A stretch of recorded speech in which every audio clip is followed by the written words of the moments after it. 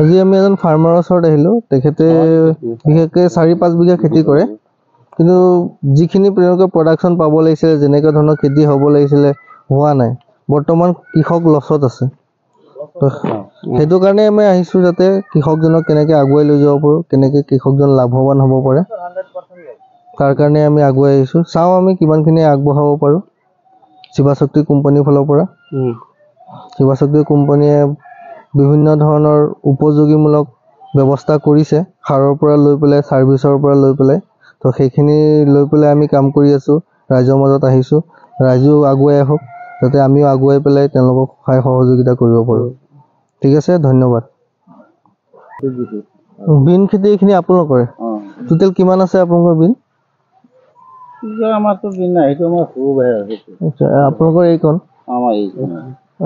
আৰু সি মাজত যে মাৰ্চিং কৰা খেতিটো কাৰ? মাৰ্চিং কৰা সেইটো আমাৰ সৰু ভাই। ঘৰত নাই। কিমান দিন হ'ল এইখিনি লগোৱা?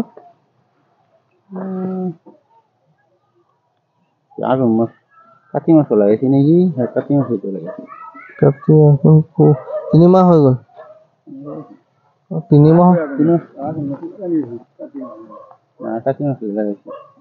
মানে 2.5 মাহ 3 মাহ হ'ব। 3 মাহ হোৱা নাই। 2.5 মাহ চলি মানে 2 মাহ মান হ'ব নাই। 2 মাহ পাৰ হৈছে, কিন্তু যিটো আপোনাৰ হ'ব লাগিছিলে সেইমতে হোৱা নাই। এতিয়া ইয়াত আপোনাৰ মাল আহি যাব লাগিছিলে, কিন্তু মাল এতিয়ালৈকে হোৱা নাই।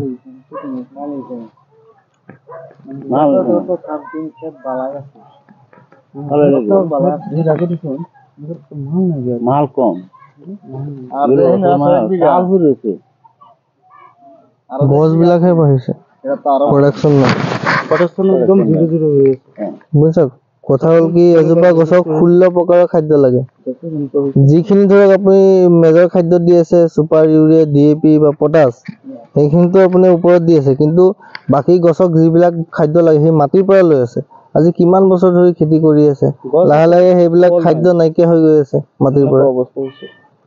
তো খাদ্যটো খাব ক'ৰ পৰা? অকল 3-4টা খাদ্য দিলেতো আপোনাৰ কষ্ট আৰু ফল নিদিয়ে, হয় নহয়? কেজিয়ে কেজিয়ে ফল দিবলৈ হ'লে তাক সেইমতে খাদ্যও থাকিব লাগিব। কাৰ্বনিক সাৰ হয়। এইটো আপুনি মাৰ্কেটত নাপাব, যিবিলাক সাৰ আমি দিম। অকল খেতিয়কৰ কাৰণেহে দিয়ে, আপোনাৰ ঘৰত দিয়া হ'ব। মাৰ্কেটত আপুনি দোকানত ক'তো নিদিয়ে। তো বাহিৰৰ পৰা আহে, বাহিৰত এতিয়া মানুহবিলাকে যে খেতি কৰে দেখিছেনে, কিমান ধুনীয়া খেতি। আমি কেৰেলাৰ মানুহ নহয়, ইয়াৰ ওচৰৰে হয়। এখেতৰ ঘৰ সোণাৰীবালি, মোৰ ঘৰ কলিয়াবৰ। আমাৰ গোলাঘাটত অফিচ আছে, হেড অফিচ অসমৰ। আমাৰ কেম্প আছে আপোনাৰ পুৰণিগুদামত আছে, কলিয়াবৰত আছে, নগাঁৱত আছে, আৰু ষ্টাফ আছে আমাৰ।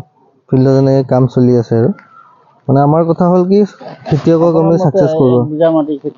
কিমান টকা সাৰ লাগিব, এতিয়া কি খেতি কৰিব, চব খেতিটো হেৰিটো বেলেগ বেলেগ বেলেগ সাৰ দিব লাগে যে। এতিয়া আৰু বেঙেনা খেতি কৰিম আৰু। বেঙেনা লগাব, সেইটো চাব লাগিব, মাটিটো চাব লাগিব কেনেকুৱা অৱস্থা, বা আপুনি কি আগতে খেতি কৰিছে। লগাইছে, এতিয়া 1-2টা পকি আছে আৰু, পকাৰ পিছত খেতিটো উঠাৰ পিছতহে কৰিব লাগিব। আচ্ছা, যদি বিনত যদি আপুনি বিচাৰে যত্ন ল'বলৈ বা আমাৰ সাৰ দিব বিচাৰে, দিব পাৰে, ৰিজাল্ট ভাল পাব, ধুনীয়া ৰিজাল্ট আছে। প্ৰডাকশ্যন ভাল পাব, গছৰ চেহেৰাও ভাল থাকিব। এবাৰ সাৰ দিলে আপোনাৰ 3 মাহ 4 মাহলৈকে কাম কৰিব। আপুনি ধৰক মাৰ্কেটৰ পৰা ছুপাৰ ইউৰিয়া, DAP আনিলে, কোম্পানীটোৰ নাম কি? শিৱশক্তি 20 পৰা 22 দিনলৈকে কাম কৰিব। আৰু সেই গুটি চুটি পাম নেকি, ভাল কোনটো ৰিজাল্টটো ভাল হয়, ফলন বেছি হয়? সেইটো আমি দিব পাৰিম। গুটিটো ধৰক আমাৰ তাত ডাইৰেক্ট নাই, আমি যদি আপোনাক লাগে আনি দিব পাৰিম আৰু, বুজিলে নে?